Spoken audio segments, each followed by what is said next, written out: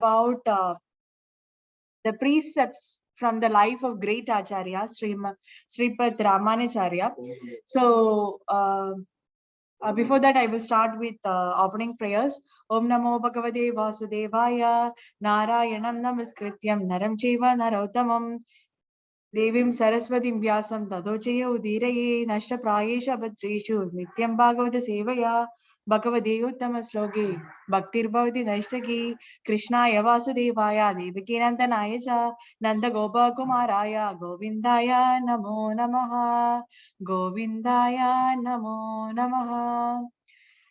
So, today we are going to discuss the life and teachings and also the pastimes of Sripad Ramanacharya. So once Bhakti Siddhanta Saraswati Thakur says that this material world is like a well, and inside this well there are 4 robes. That 4 robes are actually Vaishnava Sampradayas. One is Sri Sampradaya, the other one is Rudra Sampradaya, and the third one is Kumara Sampradaya, and the fourth one is Madhva Sampradaya. So if we catch hold of any of these robes, which is compared to the Vaishnava Sampradayas, we can get out of this well of material world. So actually we jivas are struggling very hard in this material world. So Bhakti Siddhanta Saraswati Thakur is asking us to catch hold of these robes very firmly and tightly with firm conviction and devotion. Then surely we can get out of this well with the dedication and the devotion towards the Lord. So as we know from Bhagavad Gita that Paritranaya Sadhunam Vinashaya Cha Dushkrutam Dharma Samsthapanarthaya Sampavami Yuge Yuge. So whenever there is a decline in the religion or to protect the devotees and to annihilate the miscreants, Lord appears or his empowered personalities appears. So in order to protect the devotees and also to establish dharma, these acharyas are going through so much of difficulties. So for to establish each and every sampradaya, like ultimately Krishna is the origin, but coming through all these Vaishnava Sampradayas, like the Sri Sampradaya, which was commenced by Mahalakshmi Devi, and also whose Acharya is Sripad Ramanacharya. And Rudra Sampradaya was initiated by Shiva, and it was headed by Vishnu Swami. And Kumara Sampradaya started by 4 Kumaras, and it was the Acharya assigned to that Sampradaya is Nimparka. Then Brahma Madhva Sampradaya, it was the Acharya is Madhvacharya. So Ramanacharya appeared in 1017. He was a principal Acharya, and his commentary on Vedanta Sutra, that is Sri Bhashya, explains the doctrine known as Vishishtadvaita. So it is qualified non-dualism.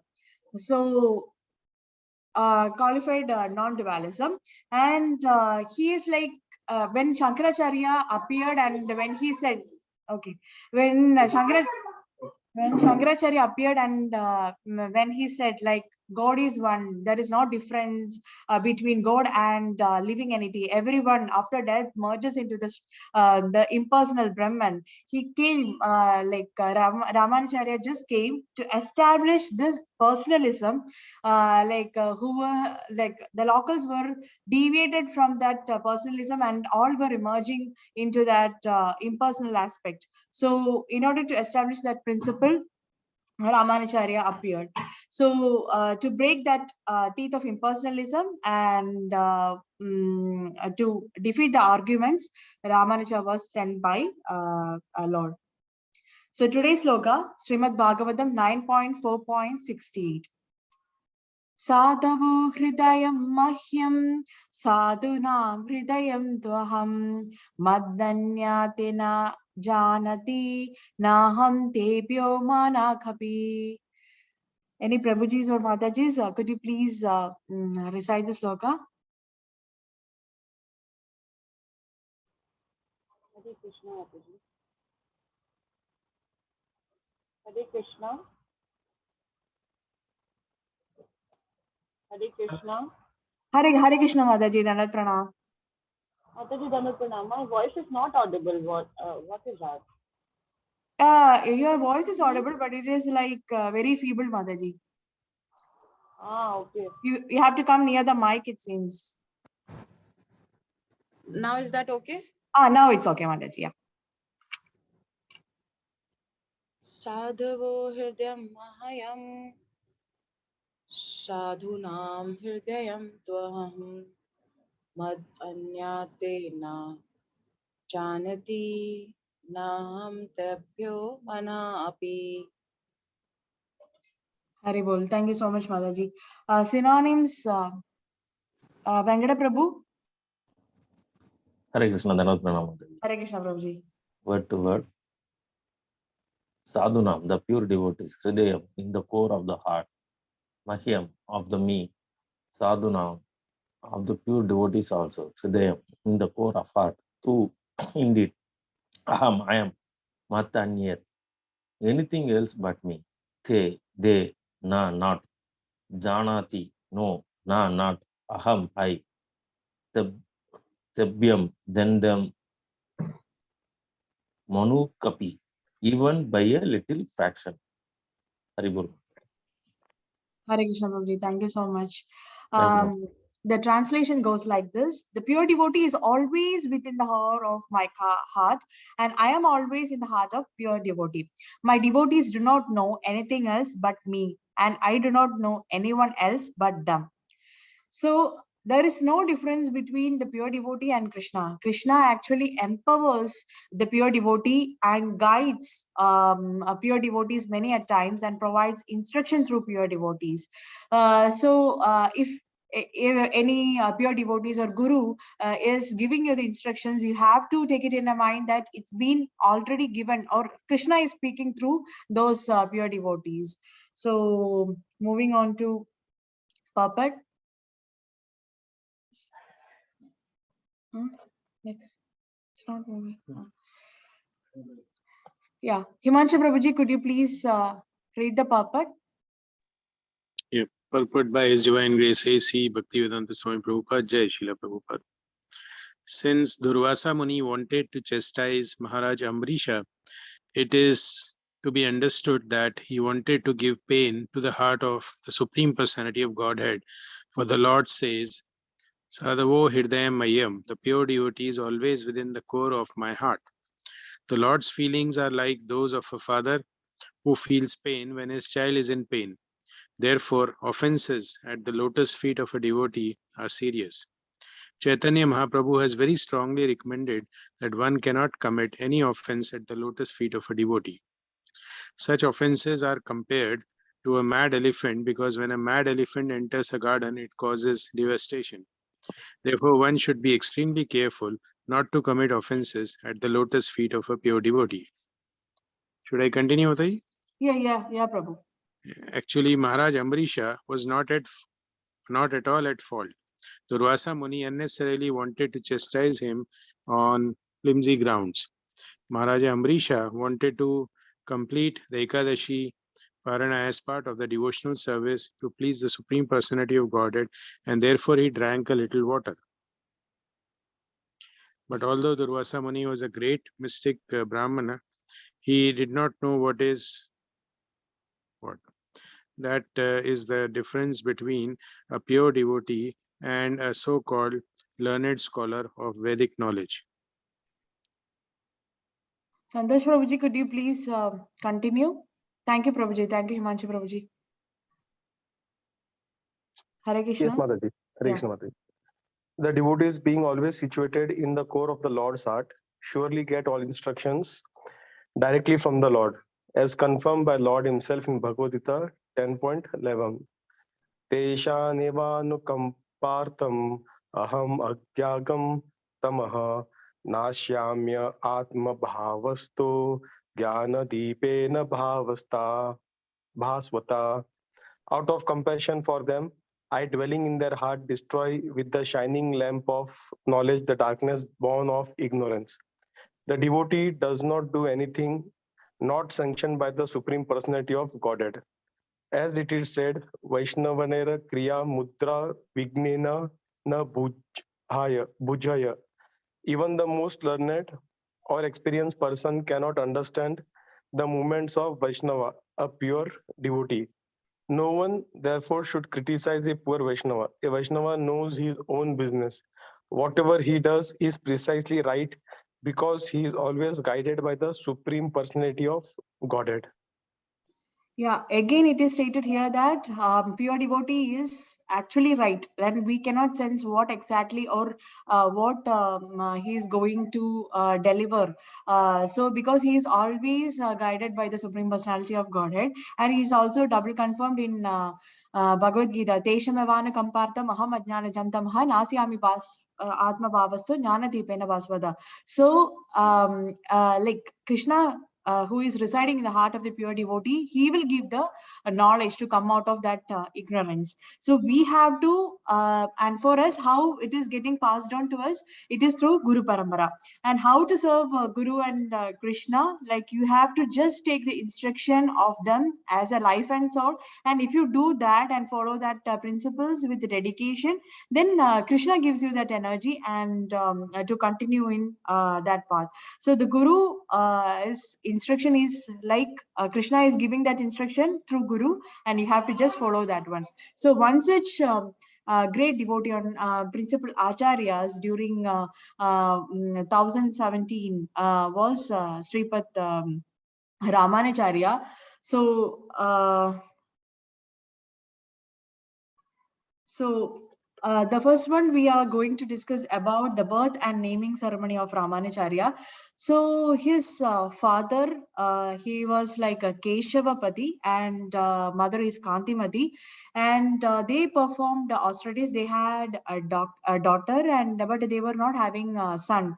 So they performed austerities for many years. And in Chennai, one temple is there, Parthasarathi temple, one of the Divya Deshams, and they did Putra Kameshwara Yajna for 48 days, and they asked and wanted to have a child just like Lord, and wanted someone who preaches the Vaishnava philosophy, and they prayed to Lord for empowered son, and also a pure devotee of Lord.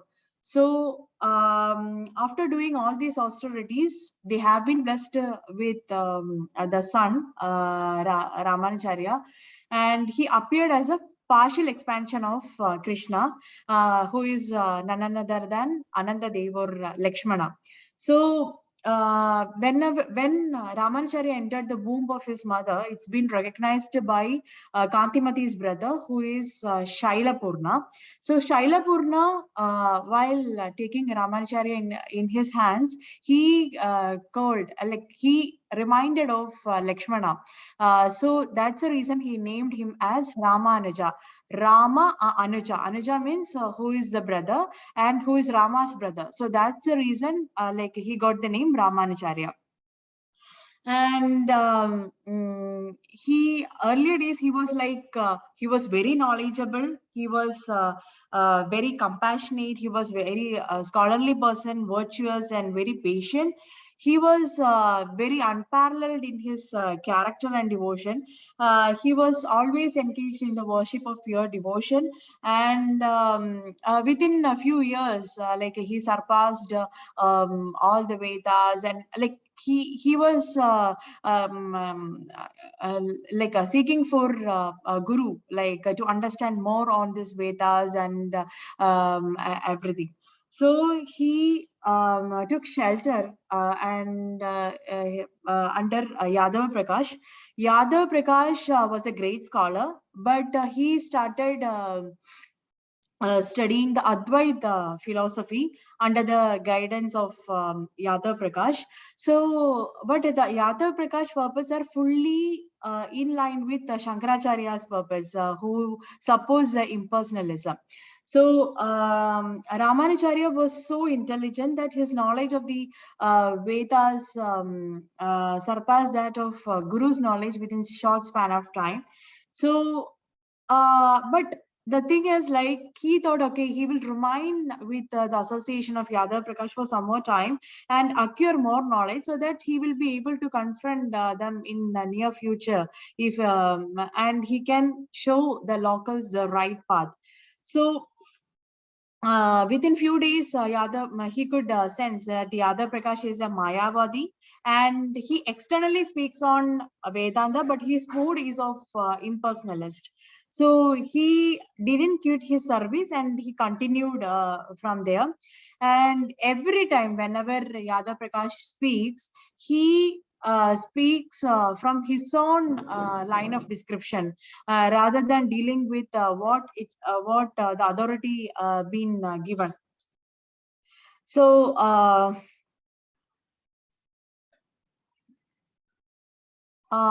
so he was continuing his discipleship under Yadav Prakash, and one day, Yadav Prakash spoke on aphorism, and it stated as Satyam Jnanam Ananta Brahman. So here Satya means absolute truth, and Jnanam means knowledge, Ananta means unlimited, and Brahman means God. So in Vaishnava sense, it meant that Supreme Lord is an abode of ultimate truth, absolute truth, and also he is all knowledgeable and he is unlimited. But how Yadav Prakash interprets this is, cow simultaneously cannot have horn or without horn, and the Lord is also simultaneously cannot possess both the form and without form. So Ramanacharya was not able to take this argument, and he said that duality exists because we are parts and parcel of the Lord, and we are qualitatively one with the Lord. So, and in when Yadav Prakash put forward the argument that Lord cannot simultaneously give all attributes, Ramanuja gives an example of a flower. So he says that the flower, which has a color, which has a texture, and which has the fragrance, the same way Lord also exhibits all kinds of elements at the same time. So that's how Ramanuja confronts his guru. And in one another argument, Ramanuja Yadav Prakasha says that Lord's eyes, he compares it with the rear part of the monkey. So Ramanuja was actually massaging Yadav Prakash shoulder, and he got tears in his eyes when he heard about this comment. And when Ramanita's whole tears fell on Yadav Prakash body, he said, like, what exactly, what happened to you?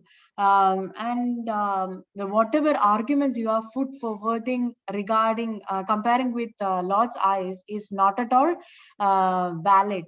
So Yadav Prakash confronted him, yeah, better. So you better give us an explanation.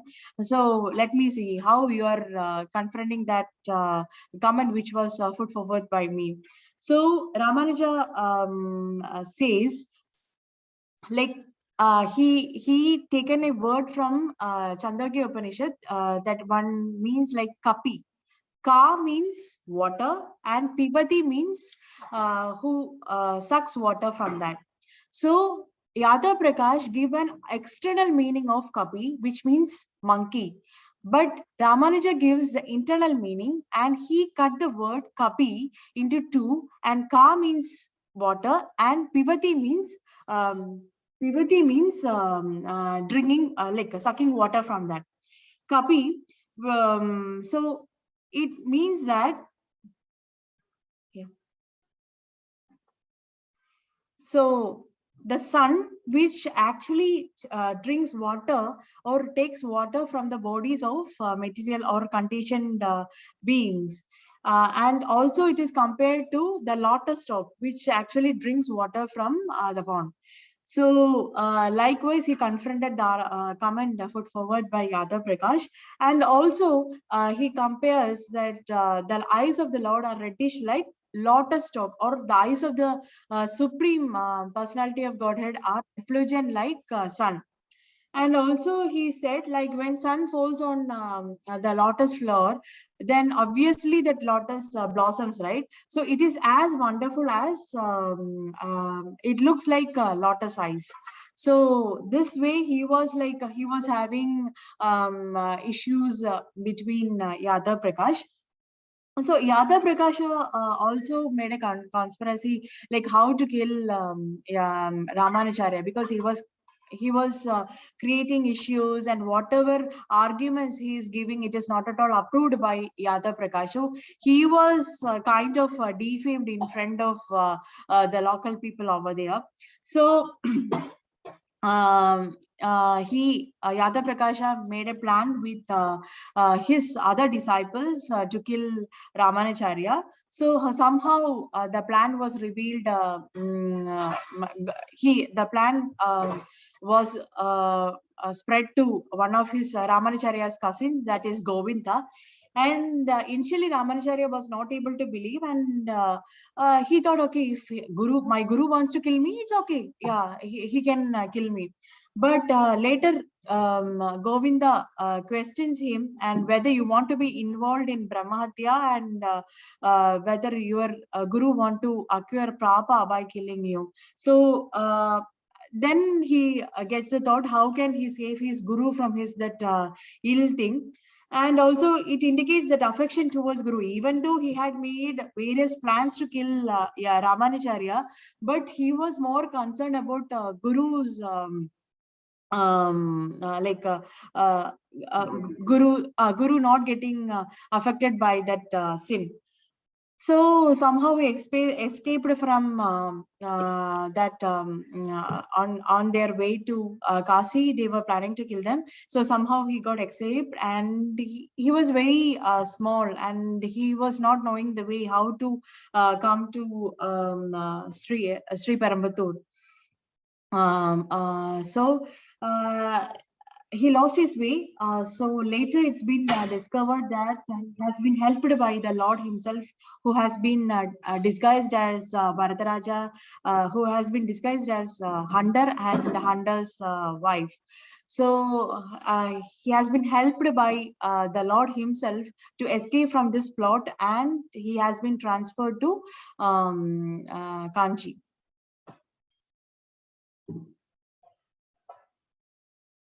Then comes Kanchipurna.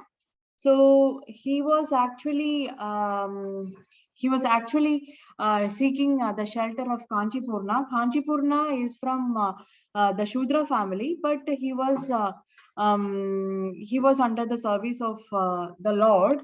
So even though like a Shudra family, he was having that much devotion towards Lord, and he was executing whatever the services to the Lord. So he approached Kanchipurna, and he asked like whether you will be able to accept me as your disciple. So he said that I am already blind, and how can the blind help the other one? So it is impossible. So, and also I am born in a Shudra family, and I cannot help you out.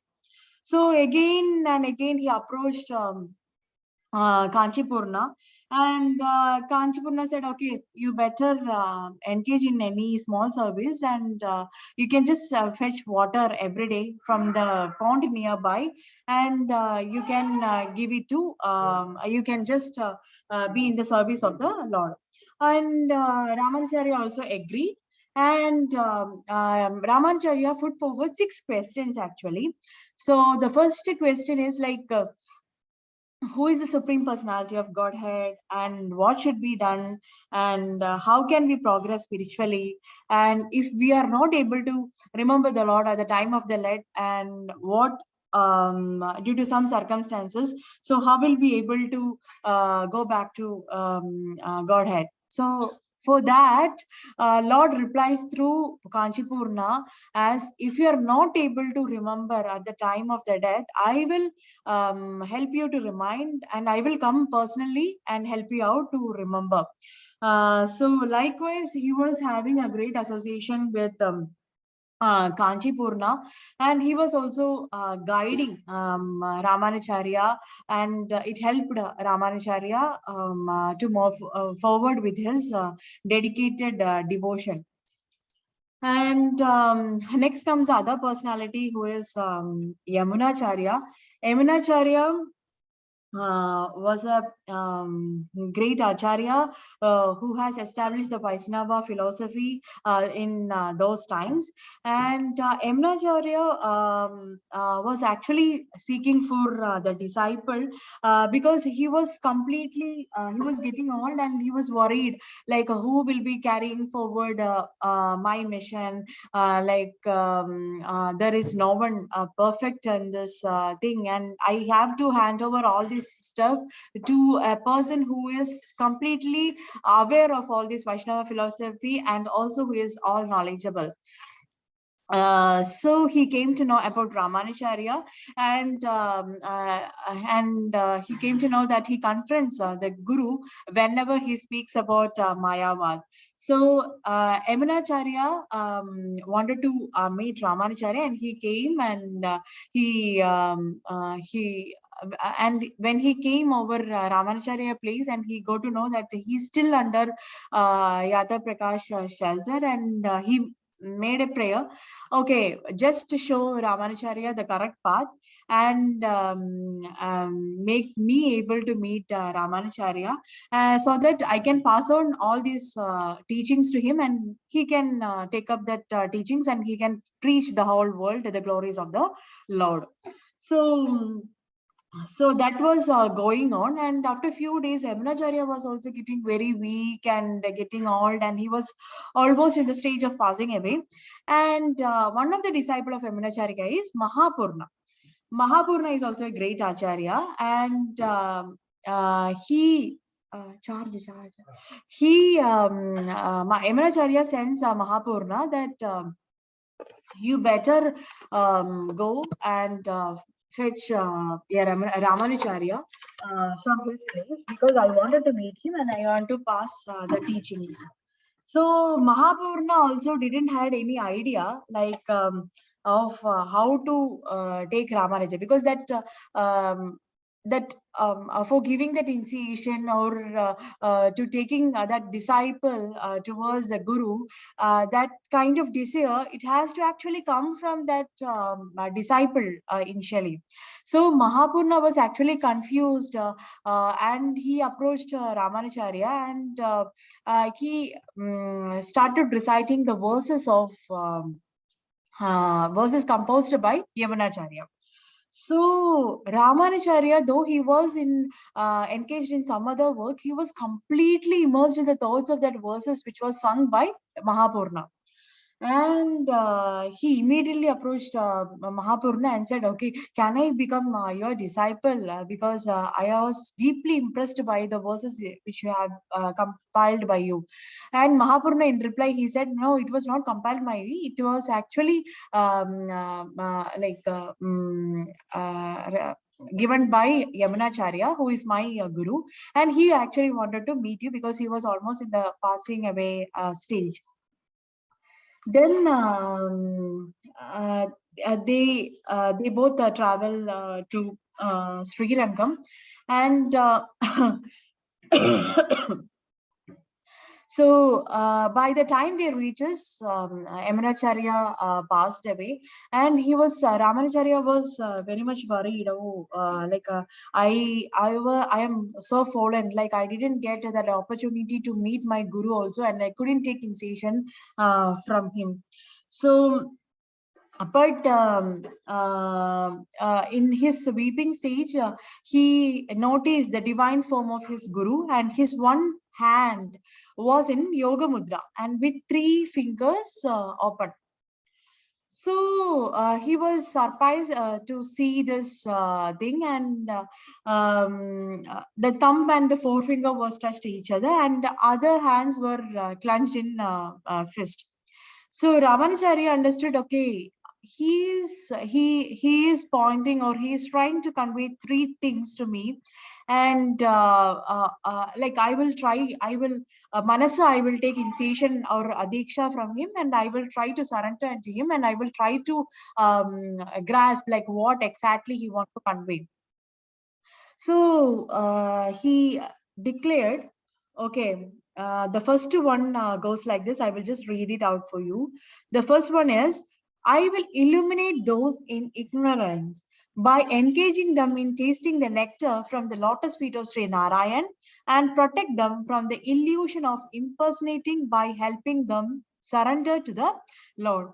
Because those times that impersonal philosophy was more prominent, right? So he, Ramanacharya, promised that he would preach the glories of Vishishtadvaita, and he would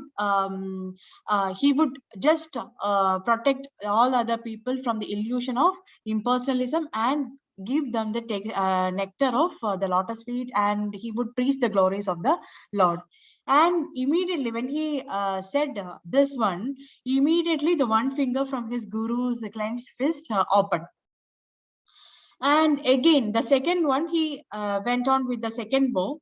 The second vow goes like this: for the protection of the people, I would write a commentary on the most auspicious Vedanta Sutra, establishing the Supreme Lord as the ultimate truth. So he said, okay, he will write the authorized commentary on Vedanta Sutra, so that the people would understand and they would preach more and establish Dharma. So another finger which was folded, that was also opened. So two vows got completed, and the third word goes like this: in honor of the great sage Parashar Muni, I would name one great devotee and disciple of mine by his name, in gratitude of his compassion, who for the great masses explained the relationship, the characteristics between the Jiva, universe, and the Supreme Lord, and the medium of liberation. So Parashara Muni, we all know, like he has given that the detailed insights of like what is the relationship of jivas and the universe, the Supreme Lord, and what is a medium of liberation from this world, from this material world. So everything. So in order to promote the names of like he Ramanacharya promised Yamunacharya that he would promote the names of great devotees, Vyasadeva and Parashuramuni. So likewise, he had only this goal, like the goal of his life was he has to fulfill the desires of the Guru, and he has to follow the path of his Guru, and he has to make him happy, even though he was not personally present with him. So so likewise, but after seeing all these things, all the people surrounded those who were present there, like they said, okay, Ramanuja would take up the place of his Guru, and he will carry forward his Guru's legacy. So likewise, he went on and he was preaching, and he wanted to acquire more knowledge, and he went approached Mahapurna, and he learned from Mahapurna more scriptures, the Vedantas, the philosophies, and everything. And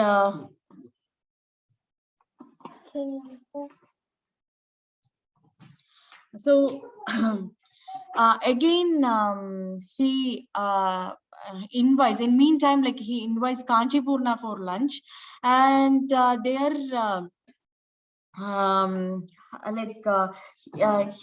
he was reluctant to come home because he was a low-born lower caste, and he was reluctant to come home, and somehow he came home, and but that time Ramanuja was not there at his home, and he was being served by his wife Rakshambal.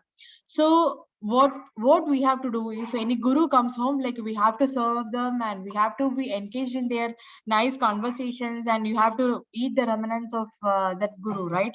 But here the Rakshambal, the wife of Ramanacharya, she was like jati buddhi, like she was more concerned about jati, the religious stuffs, and like she would like in untouchability and all, like she was having that kind of mindset.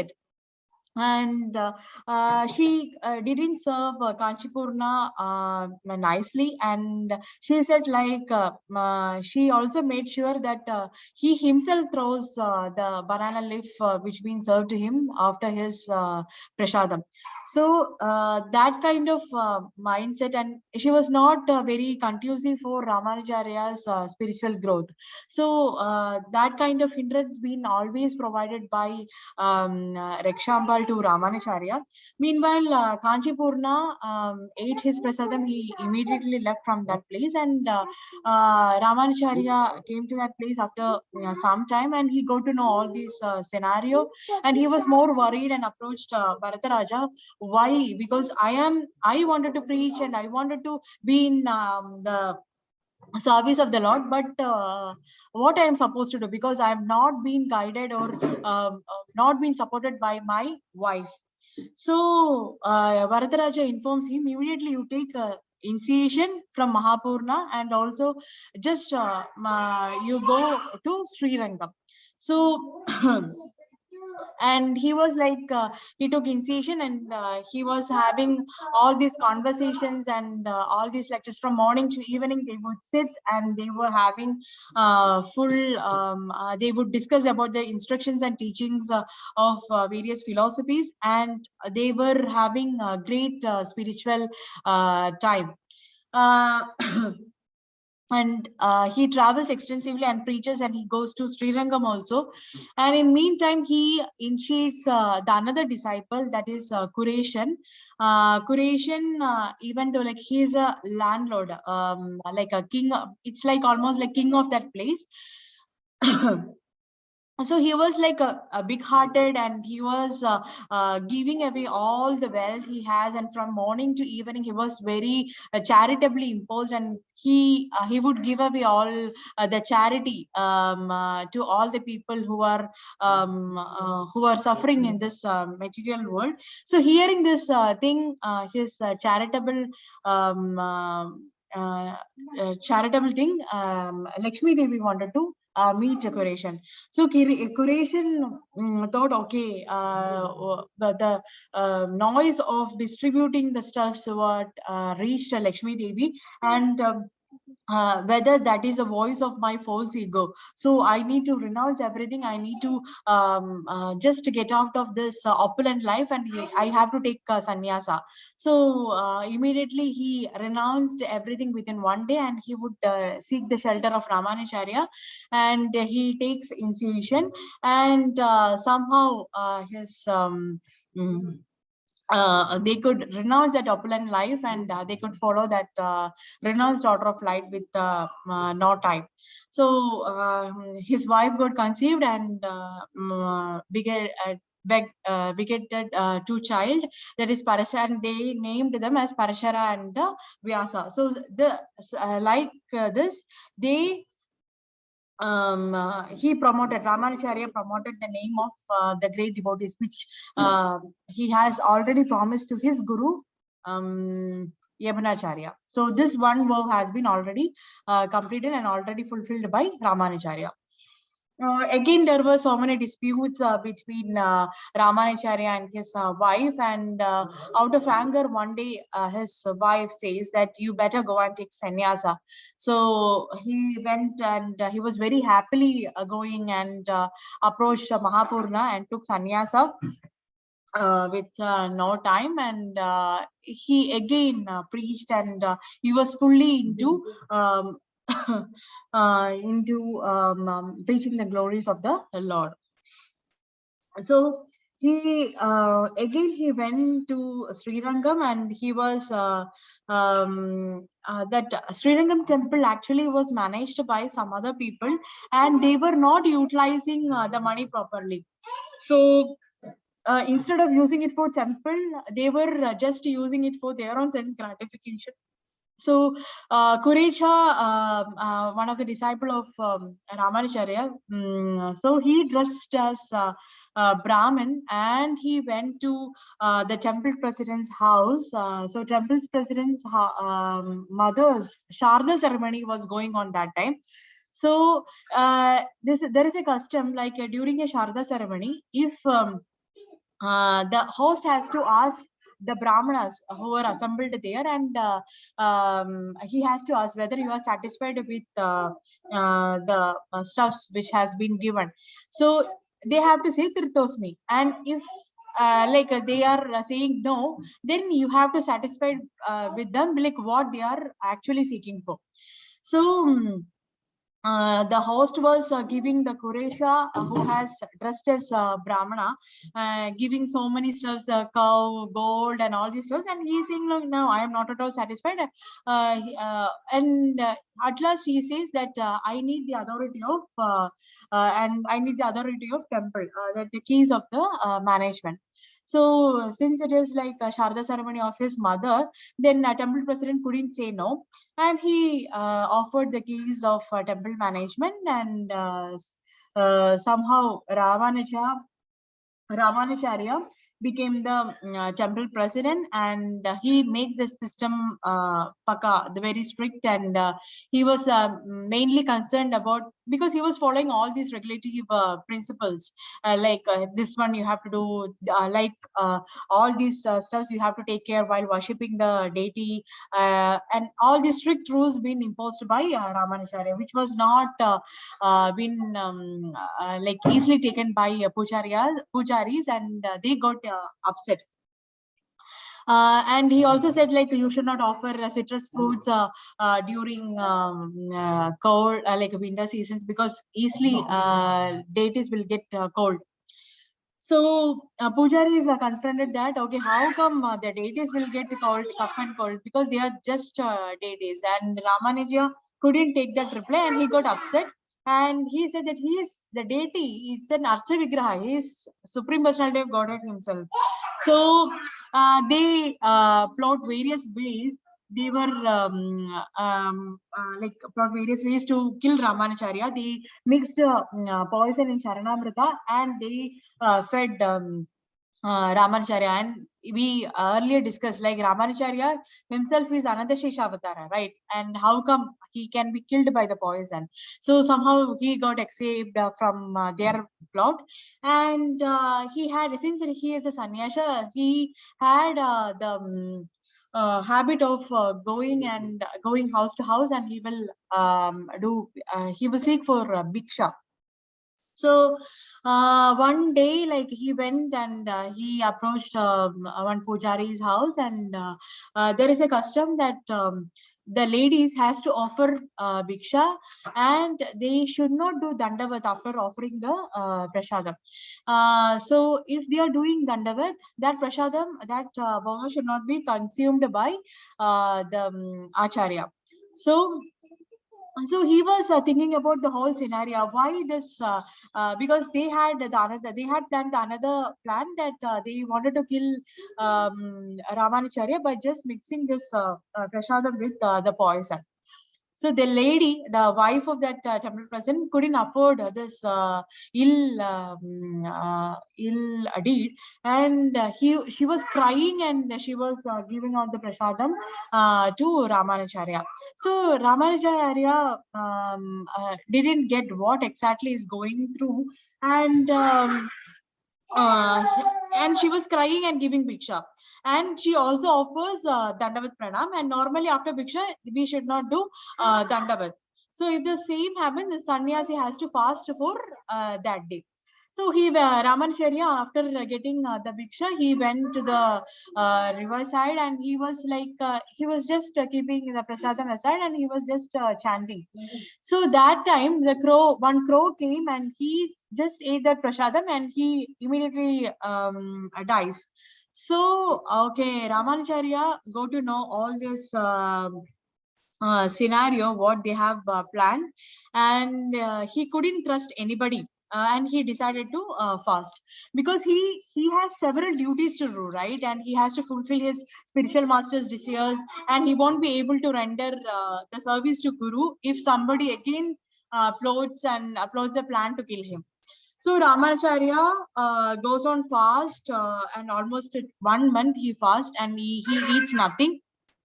But he continued with his preaching activities, and he was all active. So Mahapurna, he came to know that he is fasting. He comes running to meet him, and Ramanacharya know about his guru is also coming to meet him, and they were they were meeting at one point, and they were having nice conversations. And immediately Ramanacharya was about to pay dandavat to his guru, and immediately one of Ramanacharya's disciple, he falls, because it was a hot summer and the sand was also very hot. So the other disciple of Ramanuja should not want Ramanuja to get that heat on his chest. That's the reason he fell on the feet first, and Ramanuja falls on that disciple's disciple. So seeing that the love for his guru, Mahapurna told Ramanacharya, okay, this disciple of yours can help you out, and he will cook prasadam for you all the days, and you don't want to fast, and you have to go on with your preaching activities. So likewise, guru been the one disciple been arranged to Ramanacharya for taking care of his needs. So those times in Tirupati and all, they were having so many slaughterhouses, and that lot of animal slaughtering was happening during that time. So without any knowledge, the people were just offering slaughtering animals, and they were offering to the deities. And initially they were not even aware, okay, which deity they are offering that bhoga. So they were not even sure which deity is that, and sometimes they say, okay, it is Durga Devi, so that's the reason, in order to please her, that we are offering. And sometimes they say that it is Shiva deity, and some said that it is Narayana deity. So they all were in confusion, and Ramanuja came and fought with them that it is not Shiva or Durga deity, it is Lord Narayana himself. So people asked about the proof. How can you prove that it is Narayana deity? So and how can we arrive at that conclusion? So Ramanuja gives an idea, like we can just make various weapons, that is Shanga, Chakra, and also Shiva's Trishula and everything. And we can just keep the different weapons in the Sanctum Sanctorium, and we can just close that door, and next day morning we can just check which one Lord chooses and picks it up. So people agree to that proposal, and next day, to everyone's surprise, Lord picks up that Shank Chakra. So everyone came to the conclusion that his whatever Ramanuja said is correct, and they second the statement. And likewise, Ramanuja was re-establishing everything, whatever been lost during that times. Same way, he went to Sri Kurma. Sri Kurma also, they were worshipping Kurma as Shiva. So they could see that initial part, that Shivalinga part only, and that was actually the head of the tortoise, and they were actually worshipping the Sri Kurma as Shiva. But Ramanacharya confronts them and said, it is not a Shiva deity. You have to dig more, and you could see, you can get to see the legs of tortoise. So the people started digging, and they exhibited so many places, and they could get Sri Kurma deity, and from there, at that time onwards, they will worship. They worshipped Sri Kurma after Ramanacharya confronts them, and people declares, okay, whatever Ramanacharya preaching and trying to explain, it's all right. So likewise, he was establishing that philosophy, Vaishnava philosophies, and it was not at all taken. It was not at all tolerated by that king of that time, and his name is like Kulotunga Chola. So Kulotunga is like Ramanacharya was making devotees all throughout that place. So he plotted a plan. That king made a plan to kill Ramanacharya. So because the king was a Shaivis and he was envious of the Vaishnava devotees. So he sends a message, okay, through his messengers to Ramanuja's hut, like you can come for Dharma Charcha, and we have to discuss on Dharma. So you can come and just prove like you are Vishnu, is the Supreme Personality of Godhead. So if you win in that debate, then obviously I will offer whatever you want. So immediately Kuresha, the disciple of Ramanacharya, which we discussed a bit before, he could sense the danger, whatever Kulatunga king has plotted, and he dresses like Ramanacharya, and he went along with the that messengers. So while Kuresha was leaving, and Mahapurna, who is the guru of Ramanacharya, he said like, okay, I will also accompany Kuresh, because you don't want to go alone, and I will help you out, and we can go to the debate together. So other disciples informed Ramanacharya about the whole cause of situation, because that time Ramacharya was taking bath, and he was completely unaware of this thing. So other disciples who were there in that time, they informed about the whole scenario, what was occurred, and asked to immediately move out of that place, and they decided to take shelter of Karnataka king. That time there were a lot of disputes and between the king of Karnataka and this Kulatanga king. So they were not in good stands actually. So meanwhile, Kuresha and Mahapurna, along with the messengers, they reached Kulatunga's court, and Kulatanga receives him, and he says that you have to accept the Shiva is greater. And there were a lot of arguments happened, and those things that measures were done by like, okay, Shiva is greater or Drona is greater. The measures were usually done on that grounds actually. So the arguments was going on, and they were not accept the fact that Supreme Personality of Godhead is greater. And immediately the king asks them to sign a document. Okay, Shiva is greater, but like Mahapurna and Kuresha was not able to do that.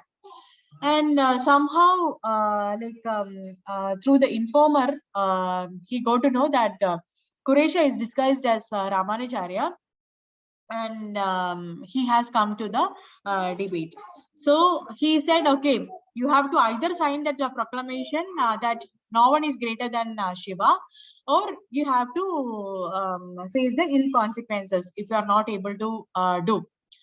So okay, then they told, okay, anyway, like even if you are taking the life also, like we won't be able to acknowledge that fact that accept that we won't be Shiva is greater. So then you take trouble. Then king ordered his men to take pluck out the eyes of Mahapurna as well as Kuresha. So Mahapurna they plucked out the eyes, and when they approached Kuresha, he was saying, no, just wait a second and give all this sword to me, and I will take my eyes my own, because I don't want you to incur the sin just by plucking out my eyes. So likewise, they were going to the extreme level to establish that dharma. So they were facing a lot of difficulties to establish those principles. So on the way back home, Mahapurna became physically weak, and he was about to leave the body. And Kuresha asked, like, you just wait for some more time, because within a few minutes, like we will reach Sri Lanka. So, and you will also get the fortune of leaving the body in Sri Lanka. Then you will easily go to Vaikunta.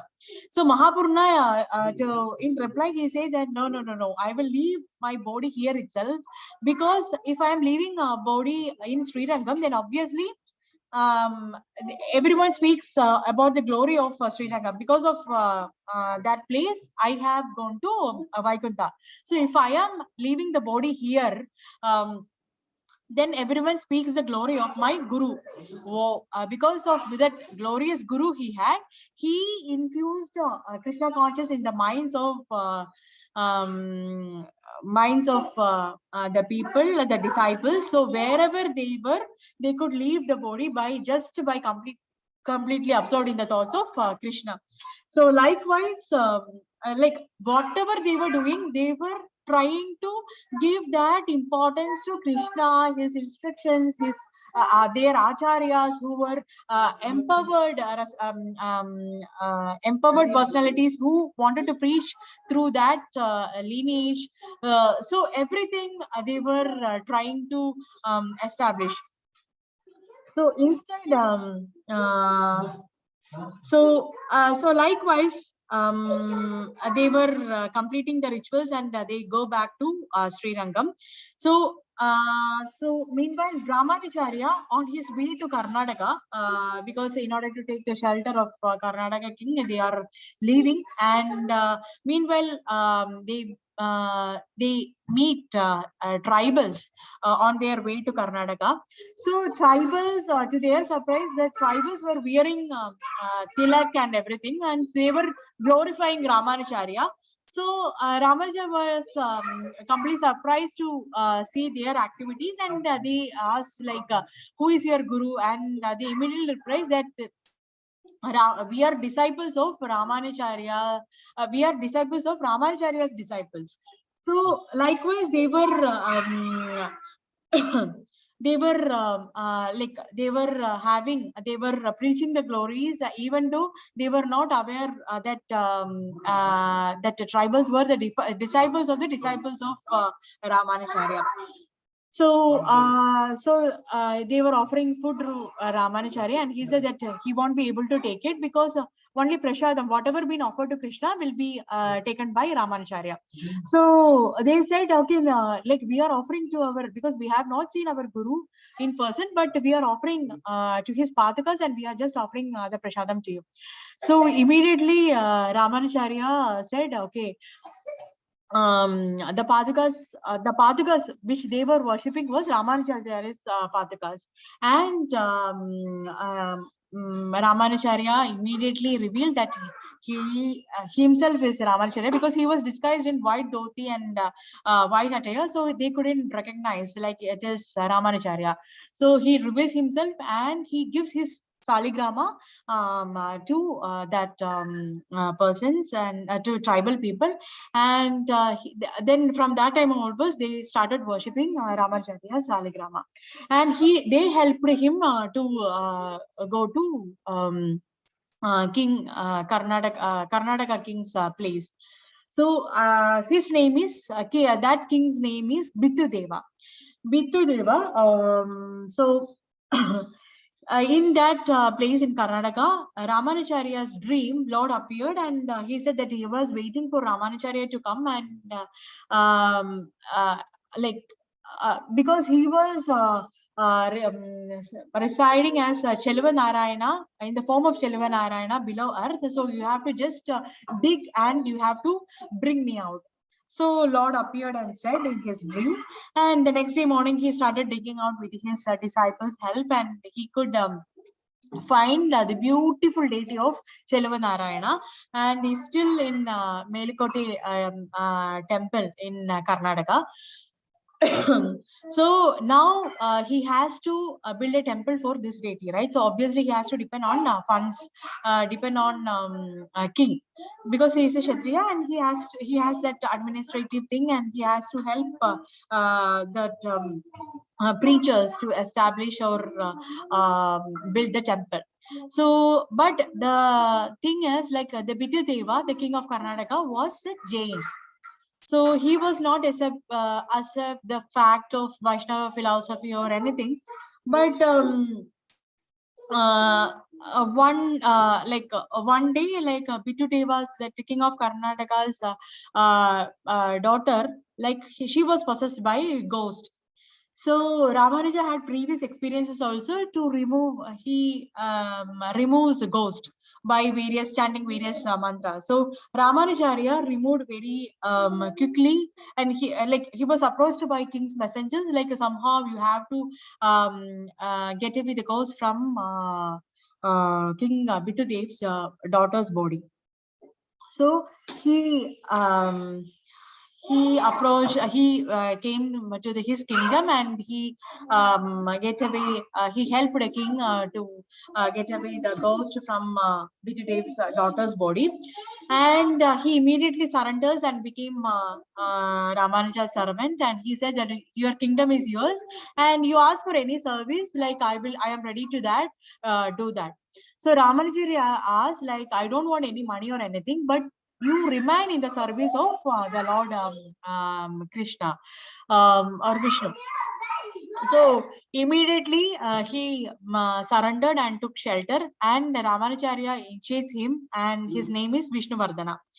And lot of like he said, okay, all these temples been vandalized by the Muslim kings, and so many crowds are like, I have a lot of treasury, and like I have just preserved those been taken during the vandalization, and you can like I will bring lot of crowns and all other jewels and everything. We can just build the temple and decorate the deities with so many other stuffs. So in that thing, they could find the small crowns. So that was the crown of Ulsavamurti of Chelavanarayana temple. So then later they go to know, okay, this Chelavanarayana deity is in Delhi with Delhi king in Delhi.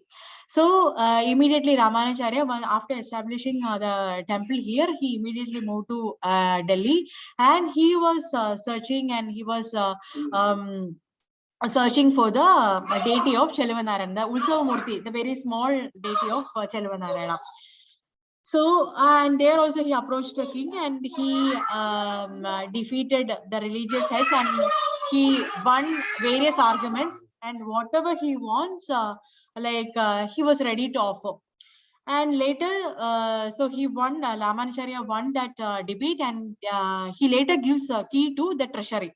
So many deities were there around India, during the vandalization, they took and they were preserved in one treasury. So, but they couldn't find any Chelavanarayana small deity.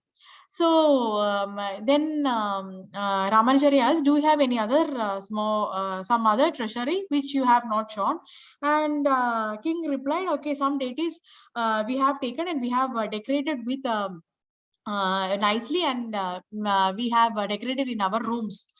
And later he searched in their rooms also, he couldn't find anything. And after that, after a few hours, like he could see that his king's daughter was playing with this small deity, small Ulsa Vigraha. And and Ramanuja was asking for this deity, and he said, no, this is like my favorite deity of my daughter, and we won't be able to give that one. And he was very much reluctant to give back that deities. So, and Ramanuja said, I came for this small deity only, and I have to go and build the temple for them. So king made a proposal that if you are saying like the deity has life and everything, and you are very much dedicated to the Krishna service, so you better do one thing. Like you just sit and you just calls for them, like you just call your deity by your if the deity wants to come to you, then you can take to Karnataka. So Ramanujacharya sits and calls the deity in Tamil language, Chellapille. Chellapille means my dear one. My dear one, please come, and I am here to take you back to your place. So deity, deity immediately comes and jumps and sits on Ramanuja's lap. So princess was very much worried because she was more attached to this deity, and she can't stay without this deity. So and she also went along with Ramanacharya, and Ramanacharya she also engaged in the service of the Lord throughout her lifetime. And later Ramanacharya made a deity of this princess, and later named her as introduced her as Bibi Nachiar. And to the far end of her life, she stays there. And Ramanacharya made the deity of nature and have a position of consort because she was the whole life being dedicated to Ramanacharya. Okay, so not Ramanacharya, Ramanacharya, and also his Lord service. Then there were many meetings and debates going on. He converted many Jain Munis to Vaishnavas. So likewise, he was converting everyone to Vaishnava, and he was establishing the principle of Vaishnava doctrines all over the world. Meantime, Kulothunga also developed cancer, who was the king of Sri Lankam. And if commits if we are committing any aparat to Vaishnava, immediately there won't be any reaction. Sometimes it fructifies later. So, but slowly taking his life, and he was having the throat cancer, and the worms were going inside and out, and he also died in a few days after suffering so much. So Ramanacharya decided, okay, we can go back to Sri Lankam because anyway the king already passed away, and Melakota devotees crying, worried, like who will guide them, because Ramanuja was spent almost few of his years in Melakota. So Ramanuja said, like, I will give you the Vigraha of mine, and that Vigraha will guide you. Same thing, because Ramanuja, there are three main important places we have to remember. One is Sri Perambatoor, where Ramanuja was born, and another one is Sri Rangam, where Ramanuja was preaching throughout his lifetime. So, and another one is Kanchi. Sri Perambatoor's disciples also hears about this deed. Okay, how come you have given only deity to your Melakota disciples, and we also want deity? So they also Ramanuja hands over his Vigraha to Sri Perambatoor's disciples also. And they went and installed the deities and performed ceremony. While doing that, Jala Adivas and also Netra Milan, everything, like Ramanuja was experiencing he was like, when they were doing Jala Adivas, like while pouring the water on that deity which been installed on Sri Perambatoor, they were also, Ramanacharya was getting cough and cold, and while they were doing Netra Milan, Ramanacharya was getting blood from his eyes. So likewise, he was also experiencing that ecstasies whenever the devotees were performing and installing the deities. The next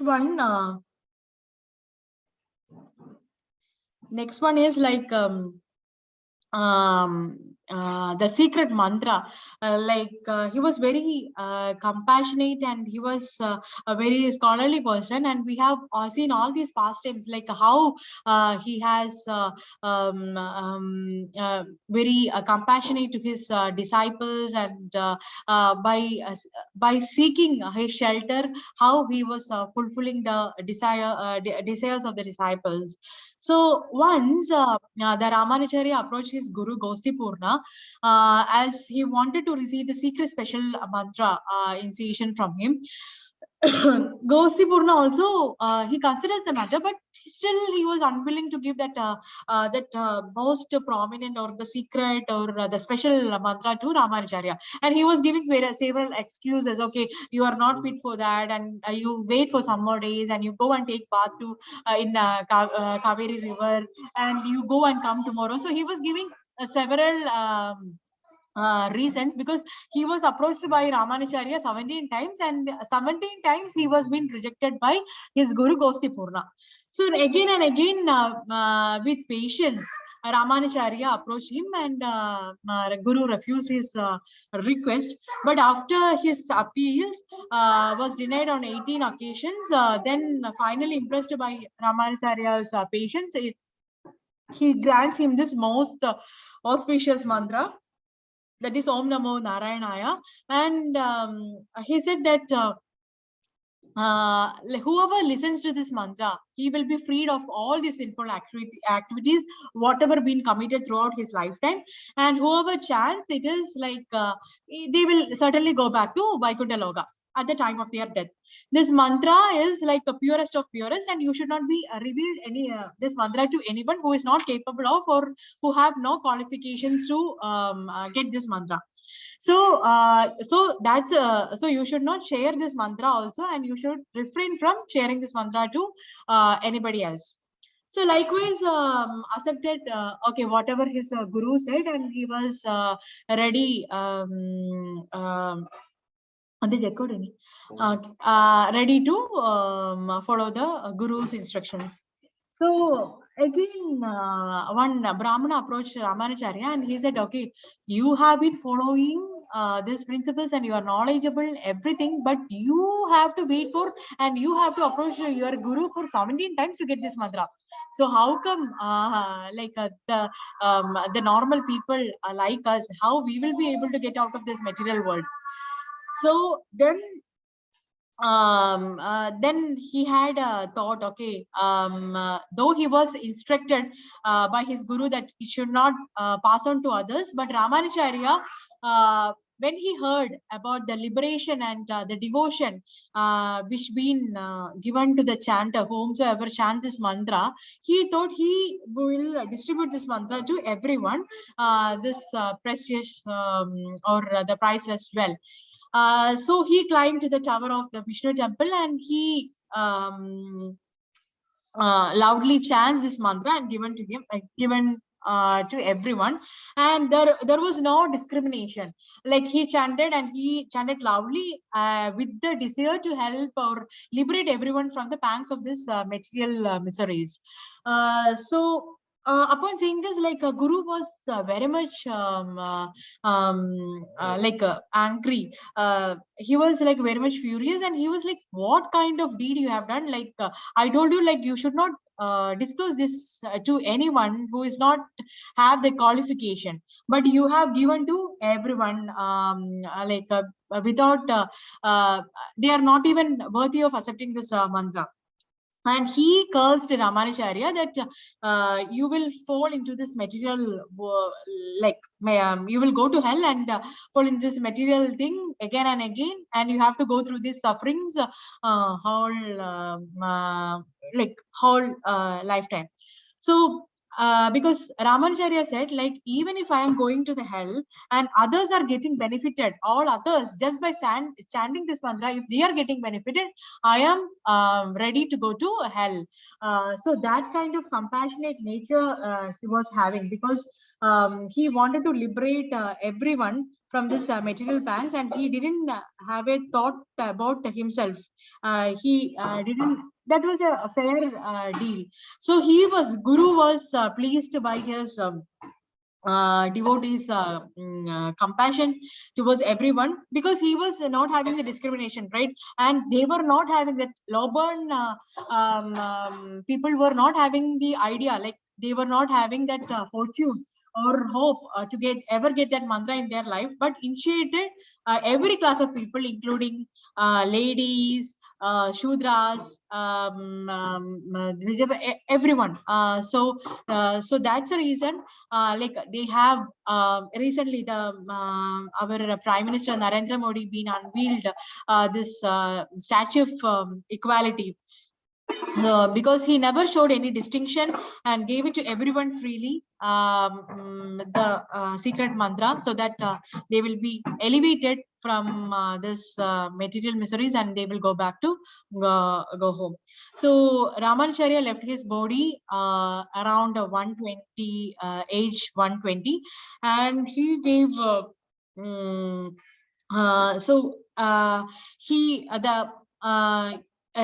Lord himself told like he will be residing in the Sri Rangam temple itself, and he almost spread all these disciples all over, and he was greatly influenced by this Vaishnava philosophies, and giving by giving the final instructions, he left his body from this material world, and still his body is preserved in Sri Rangam temple. And normally in Egypt and all, the mummies were preserved by just putting some chemicals and everything, right? But here in Sri Rangam temple, yearly once they will apply camphor and turmeric. That's all. So you can even see the nails of Ramanacharya. And we had the good fortune to visit Sri Rangam temple, and I could see the original deity of Ramanacharya. So likewise, he was having he has been given various literary contributions. So these were his literary work. And one time while he was writing commentary on Sri Bhasya, a detailed commentary on Vedanta Sutras. So that time he need some reference. So he went to Kashmir to get that reference along with his guru, along with his disciple Kuresha. So the people were not ready to give that reference, and Saraswati Devi herself appeared, and she gave that reference to Ramanacharya. And after while they were leaving, like within 1 month time, it was taken back by that locals. So Ramanacharya was very much depressed, because he wanted to make the commentary based on that reference, but he couldn't do so. And Kuresha said, no, no Maharaj, like Guru, like I have memorized everything what's been in the book, because that one month that book was with me. So I was having the whole idea of the book. Based on that Kuresha's memory power and his help, Ramanacharya could write the commentary on Vedanta Sutra that is been named as Sri Bhasya. And after that, like Kurosha's eyes were being taken by that Kulothanga king, right? So he was Ramanacharya was more concerned about, because of Ramanacharya, he want to go through the suffering. So he gives special mantra. He and asked to go to Varadaraja and pray, just pray to Lord, and he will give you the eyes back. So he went and prayed to the Lord, and he comes back, and again he is without his eyes only. So Ramanacharya inquired, what happened? What exactly you had prayed? So Kuresha said, okay, I had prayed to forgive the people who have committed sin towards me, so they will also get liberated, and they don't want to suffer in this thing. So again, Ramanacharya, no, you have to go and ask for your eyes. So again, he will go back to Varadaraja, and Kuresha asked for the like what I will do with this eyes, like because I need to see only my Guru and only my Lord. So just give the eyes only to see my Guru and the Lord. So likewise, he has been bestowed with the eyes who can, as per his wish, he can see only his Guru and his Lord. So likewise, his teachings has been gone worldwide, and the main thing is like his high dynamic preaching spirits, and he made thousands of people to Vaishnavas, and he was without any discrimination, he was teaching to all classes of people and convincing them and making them Vishnu devotee. So he was taking in his mind how we can how I can serve the Guru and Krishna, how to take every instruction as his life and soul. So if I am doing that with a dedication, then Krishna will give that energy. Even Guru Maharaj, Jayapataka Swami Maharaj, even though like he was physically going through so many challenges, but he has been given that power,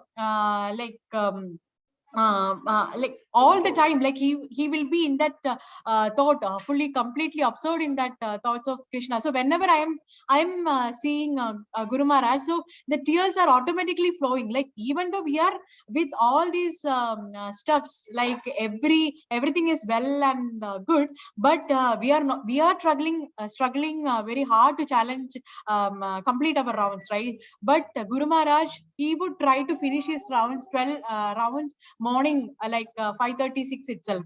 So he will be fully in that thoughts, and he will seek like how I can serve my Guru Prabhupada, or how I can serve Krishna, and how I can elevate these conditioned persons from this material pang. So he was fully absorbed and on that thought.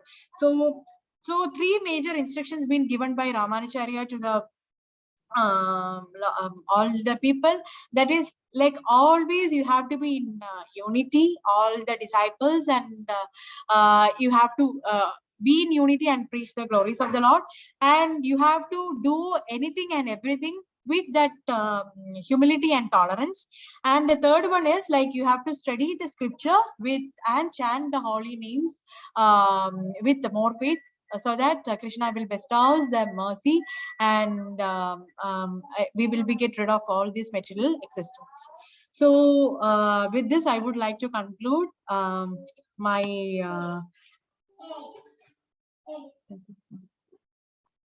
gratitude and obeisance to Srila Prabhupada and all the lectures I have listened to, and I have just jotted down the points they have taken, and I have just tried to preach here. That's all. Many thanks, and forgive me if I have committed any offense to out of my ignorance. Hare Krishna. Hare Krishna. Thanks, Preeta. Thanks for the nice lecture about Sri Ramanacharya. So now I will call devotees. First, I will call Venkata Bhatta Chaitanya Das Prabhu. Hare Krishna, Dhanat Pranam Prabhuji, and Dhanat Pranam Mataji. Yeah, it was very excellent class, Mataji, and you started the day with Kirtan. It was very nice, and I really need to thank your memory power. You could remember all the activities, and really awesome, Mataji. I was mesmerizing, and I was just thinking how whenever we Ramanujacharya in a dream, how it has happened and everything. Yeah, really, thank you, Mataji. It is good. Thank you, Madhavi. Thank you, Prabhuji. Thank you so much. And I have just noted down all the points here, and I was just referring to that, and I am just replicating the stuff. So all credits goes to the acharyas who has given the lectures of pertaining to Ramanacharya and his teachings. Yeah, thanks, Venkata Bhatta Prabhu. Now I'll call upon Himanshu Prabhu to share his realization and feedback.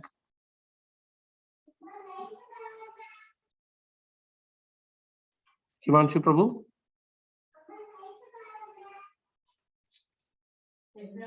Himanshu Prabhu. Okay, I think Prabhu is busy. Santa Kopeshwar Prabhu, can you please add your feedback and comments? Hare Krishna Prabhu. Hare Krishna. Hare Krishna Mataji. Nice Kirtan Mataji, and wonderful session Mataji. You had covered the lifespan of Sri Ramanujacharya very nicely, Mataji. It was as good as the a movie about Ramanujacharya was going in front of our eyes. Very nice, Mataji. Thank you, Mataji. And Ramanujacharya is actually, we have he has contributed a lot in kind of even our acharyas. They use Ramanujacharya's commentary for establishing our this Vishishta Advaita theory to basically to understand our Achintya Bhedabhed philosophy. So Ramanujacharya has actually done a wonderful work of actually fighting very strong with Shankaracharya's Advait philosophy, and which has created a base for all our Vaishnavas. So thank you, Mataji. Thank you for picking up this topic and glorifying Ramanacharya. Thank you, Mataji. Hare Krishna. Thank you, Prabhuji. Thank you so much for your blessings. And yeah, even Chaitanya Mahaprabhu taken main two aspects from Ramanacharya's teachings, that is Achintya Bhakti and Vaishnava Seva. So that's been taken and been fully established throughout his preachings.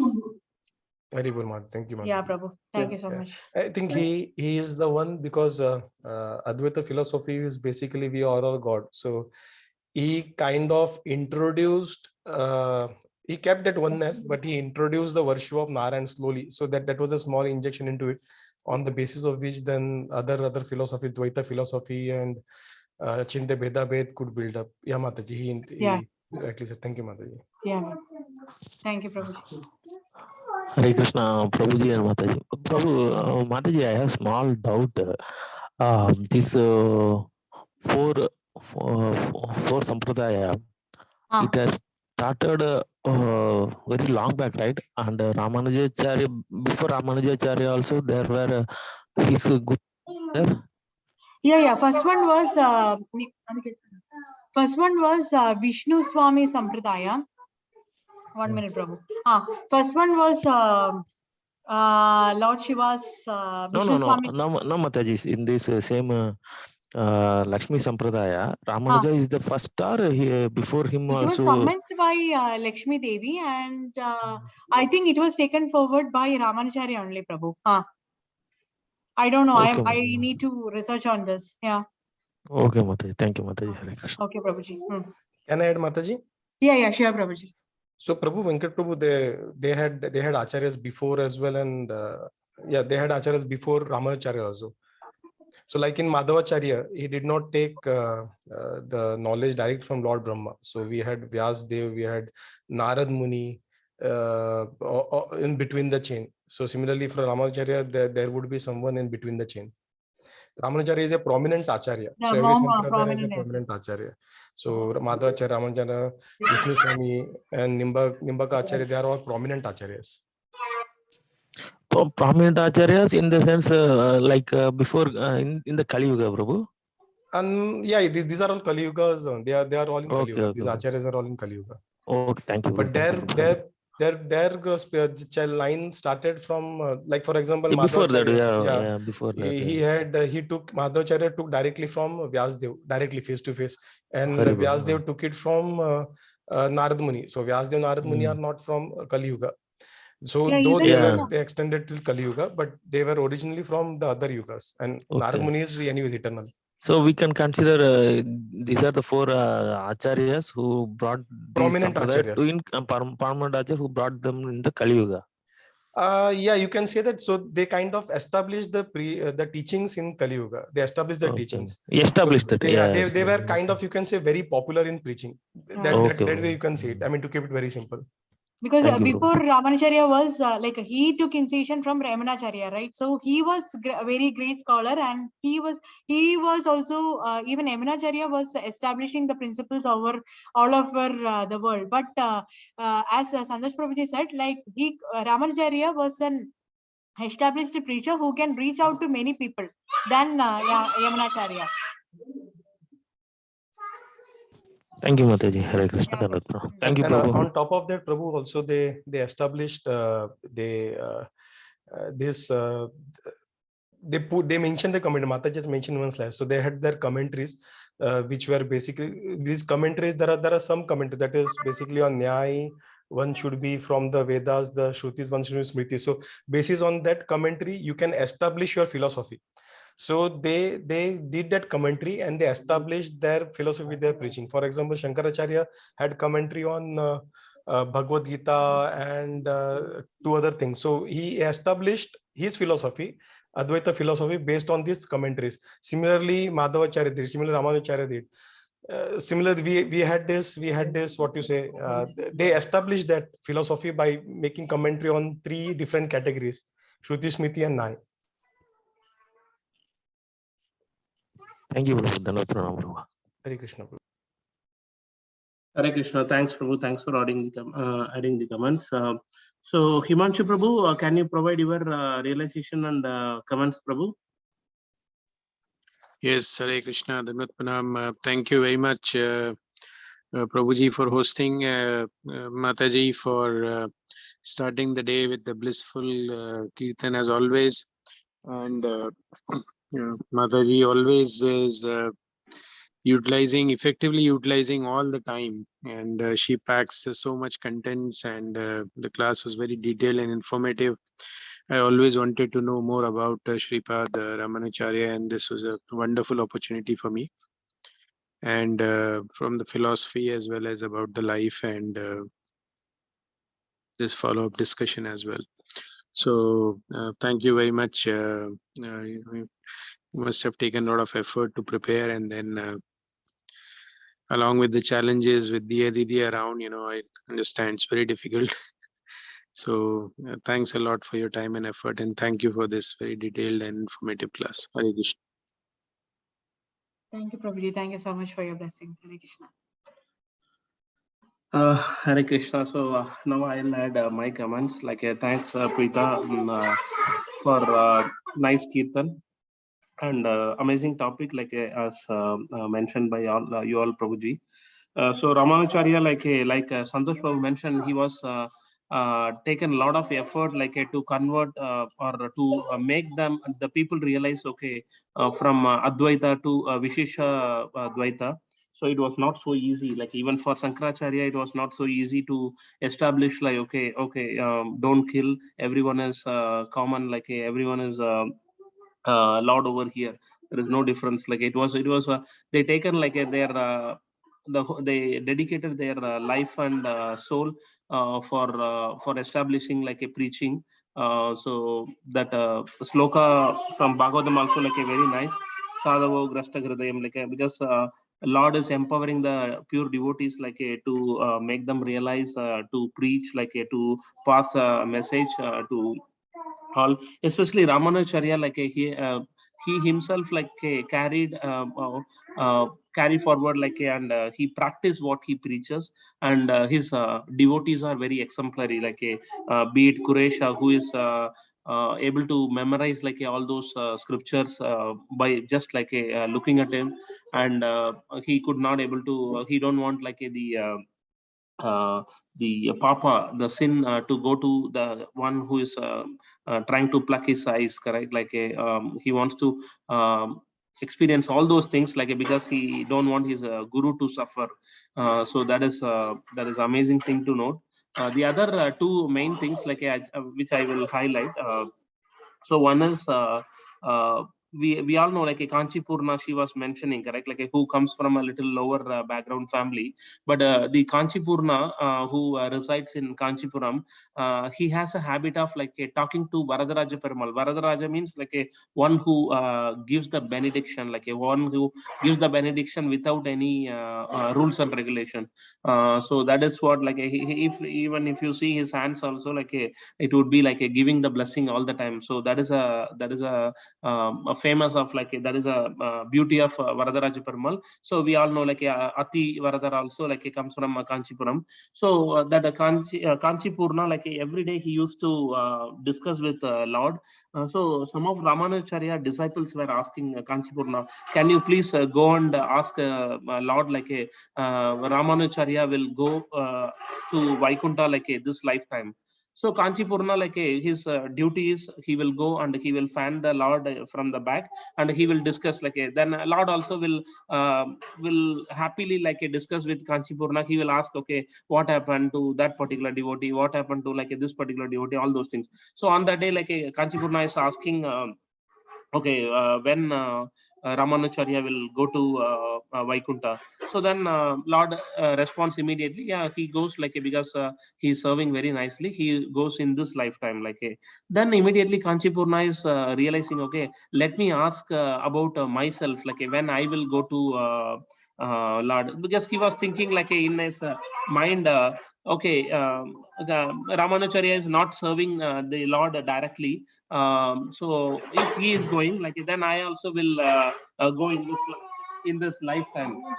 In this lifetime, Then immediately Kanchipurna is asking when I will go to the Vaikunta, like when my time comes. Like then immediately Lord is responding, you may take like another couple of lifetime. Then Kanchipurna got surprised, like how it is possible, why I can't go like this particular lifetime. Then immediately he says, actually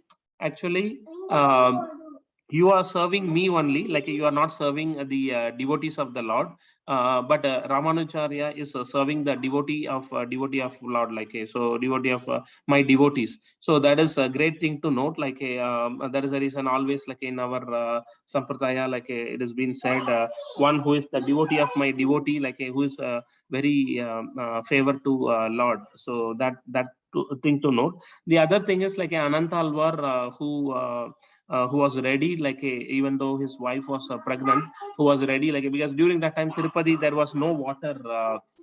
So Ramanujacharya is asking like who can go and dig the sand and like the earth, so that the water can be produced, like so that the devotees like can be served a plenty of water while they visit like the Lord Tirupati. So no one is ready, but Anantalvar is like ready to do that particular task.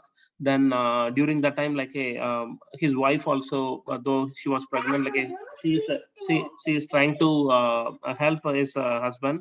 So Lord was like not ready to see like his suffering of the devotee. So Lord is coming in the small boy form, and he is asking like, I will try to help you. Then Anantalvar is saying, who are you? Like this has been given by my guru, so I have to do this particular thing. So the kind of like a fight happened between them, and Anantalvar pushes this small boy. Then immediately like that small boy got cut in his cheek, chin. Okay, so that is how then later he realizes like once he goes and sees the Lord, like the Venkatesha Perumal, he is seeing the blood is coming from the chin. So then he Anantalvar realizes, okay, it is a Lord who came in the form of a boy, and he was trying to help me. So even if you see like any Venkatachalapati photo, you will see like in the chin there would be a cut, and like to stop the blood, like they have kept the what is it? Camphor like there. The white color will be there like in the chin. So that much the devotees of Ramanuja is like a very powerful who was playing the role with the Lord. So his devotees are limitless, and like his glories are limitless. Like whatever she covered, or like whatever we are discussing, it would be like a very minimal part of his entire pastime. So by remembering this glorious devotees, like definitely we can get a chance to realize about Lord in his pastimes, as mentioned in Bhagavad Gita, like a Janma Karma Chame Divyam Evam Vetti Tattvadaga Twaktva Punarjanma Naitima Mevti. So Arjuna. So by discussing these pastimes, like definitely we are trying to go back to Godhead, and to enhance our spiritual thing. Hare Krishna. Thanks a lot. So if anyone else wants to add, like we will hear. Otherwise, we will try to stop the recording, and we can try to take the darshan of each devotee. Hare Krishna.